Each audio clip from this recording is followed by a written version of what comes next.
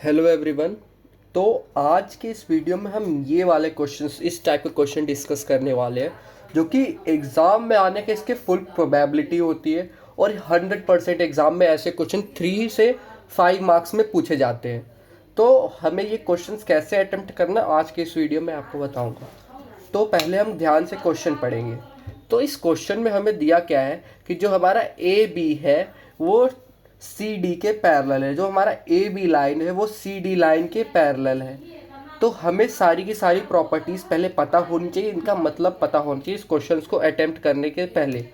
और हमें A angle A निकालना है, ये वाला एंगल बेसिकली ये वाला एंगल जो हमें एंगल ए निकालना है। तो उसके लिए हमें क्या करना पड़ेगा, कुछ स्टेप्स करने पड़ेंगे पहले, जिससे हमें और एग्जामिनर मार्क्स दे दे।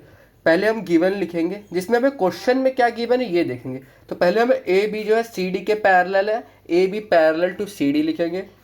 फिर उसके बाद देखेंगे कि एंगल सी एफ ओ दिया हुआ है हमें 55, तो हम 55 लिखेंगे। और ये जितना भी गिवन है ये एंगल गिवन है ए ई ओ, तो हम यहाँ पे एंगल ए ई ओ लिखेंगे, गिवन लिखेंगे ए ई ओ 38 डिग्री हमारा गिवन है।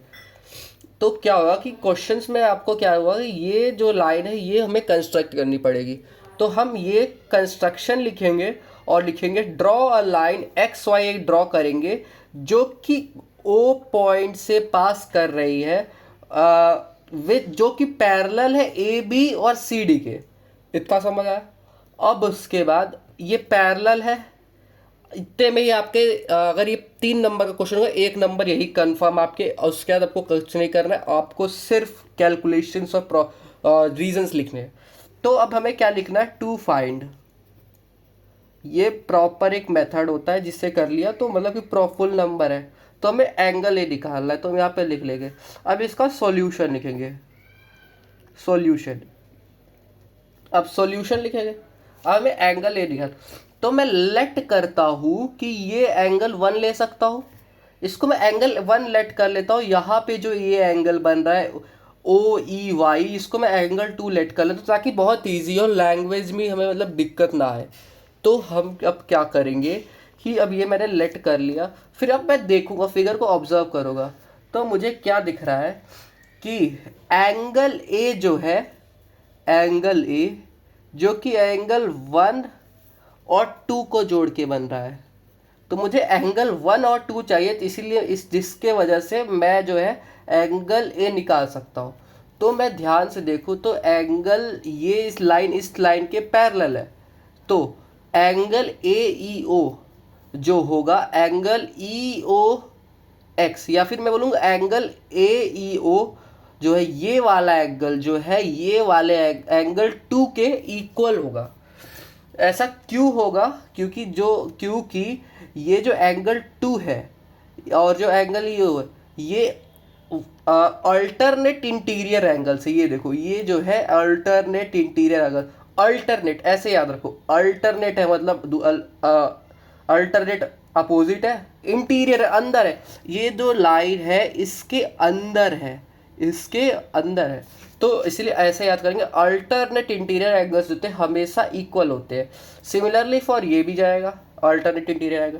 तो हम ऐसे लिखेंगे, now angle A E O is equals to angle 2 equals to 38 degree, 38 degree by, reason लिखेंगे बाय अल्टरनेट, ऐसे भी लिख सकते हैं अल्टरनेट इंटीरियर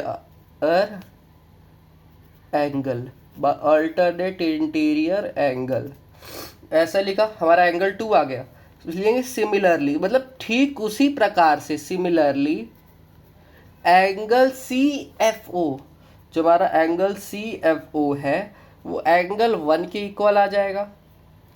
और एंगल सी एफ ओ क्या है, 55 डिग्री, 55 डिग्री। सिमिलरली लिख दिया तो आपको ये लिखने की ज़रूरत नहीं होती है। तो similarly angle C F O जो है एंगल 1 के इक्वल है 55 डिग्री। हमने पहले ही पता लगा लिया था कि जो एंगल ए है वो एंगल 1 और एंगल 2 से मिलके बन रहा है। हम देख सकते हैं फिगर में, ध्यान से देखना है, कि एंगल 1 जो है एंगल 2 के इक्वल, मतलब कि मिल के एंगल ए बन रहा है, तो हमें क्या निकालना है, एंगल ए। तो हम यहाँ से देखेंगे ये वाला चीज़, यहाँ से हम वैल्यू निकालेंगे।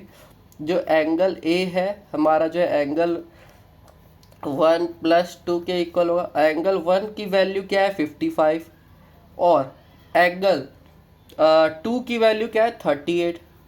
तो इसकी जो वैल्यू आ जाएगी ए की, वो आ जाएगी हमारी 93। ठीक है, 93 एंगल ए की, दैट्स द फाइनल आंसर। फिर ये ऐसे आप डब्बा बंद करेंगे, एग्जामिनर पे ज़्यादा बेटर इम्पैक्ट पड़ेगा, और that's the final answer. Thanks.